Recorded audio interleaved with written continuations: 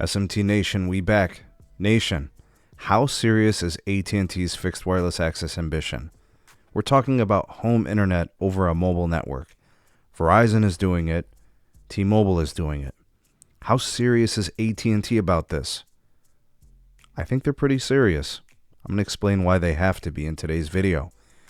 The article we'll be referencing is from Dano Light Reading, link in the description. Also in the description is the real SMT Buy Me Coffee link. If you guys want to support your creators, it's a great way to do it. Link will be there in the description. Also, if you're looking for a great deal on wireless service, our wireless partner, Mint Mobile, can offer it to you. They just upgraded all of their plans with additional data and didn't touch the pricing. Continuing to offer industry best value, legendary customer care. We stand with our partner, doing something different than the rest of the industry, not raising pricing, giving their customers more. The partner link in the description will unlock those savings for you, and you'll be helping out the channel in the process. Okay, so how serious is AT&T's fixed wireless ambition? Let's look at the facts. AT&T has been very outspoken about not wanting to do fixed wireless access. Their reasoning is very sound. Long term, it's not sustainable, at least for them. Right? One could make arguments about T-Mobile and Verizon if you want to. I'm not going to play devil's advocate either way. But AT&T has simply stated that it's not a good solution long term. However, very recently they kind of sort of have warmed to the idea of offering fixed wireless access as a catch. Customers that are losing DSL service from AT&T could be retained as an AT&T customer by simply replacing the technology that the customer will be utilizing. DSL being decommissioned, the fixed wireless access, the 5G home internet becomes the catch. That keeps money coming into AT&T, and of course they would just be, utilizing unused capacity on their tower sites that have been recently upgraded due to modernizations with all their new mid-band frequencies, and it allows them to continue to keep that customer and keep them from going to big cable, Verizon, or AT&T. Let's make sure that we put this out there. 90% of customers that try fixed wireless are keeping it. That's a decent enough conversion rate to enter this business segment. All right, now why do I say that that AT&T is serious about this? Well, AT&T counts about 6 million DSL customers, right? And if they're going to decom it, those would be 6 million customers that would be spread between big cable, maybe satellite, Starlink, and then Verizon and T-Mobile home internet, their fixed wireless access offers.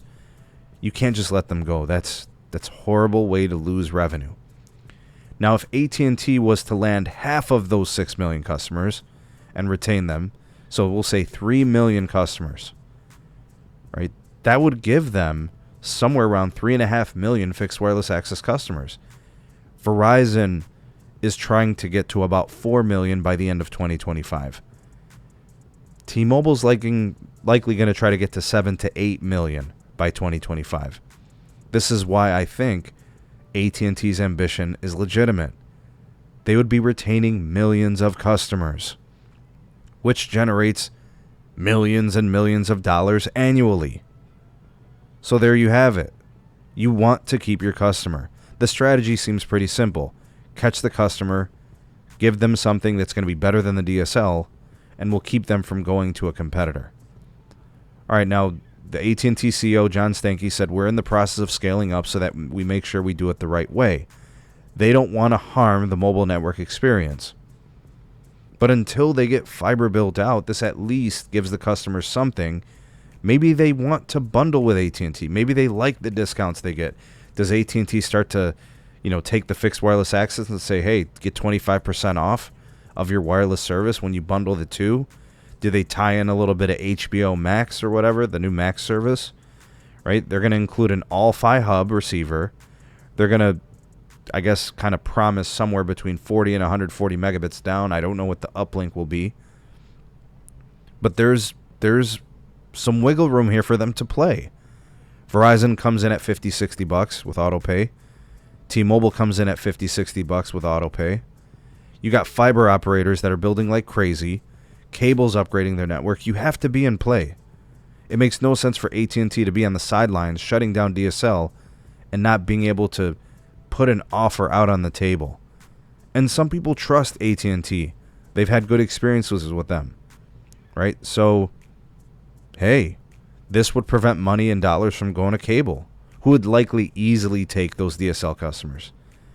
As well as I think Verizon and T-Mobile, who would gladly take them on fixed wireless access as well as they upgrade their networks. And then, of course, AT&T comes in with fiber at a later time.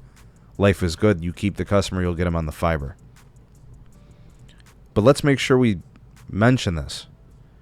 Verizon is building capacity on a large scale that they must monetize, right? They're spending the most out of all the carriers on wireless networking.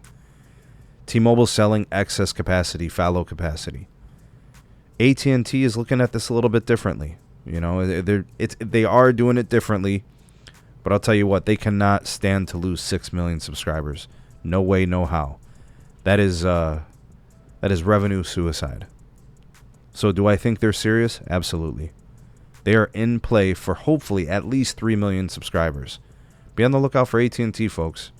They know how to network.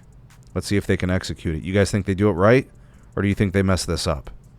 Sound off in the comment section below. You all the voice of the people, the SMT Nation. Let your voice be heard.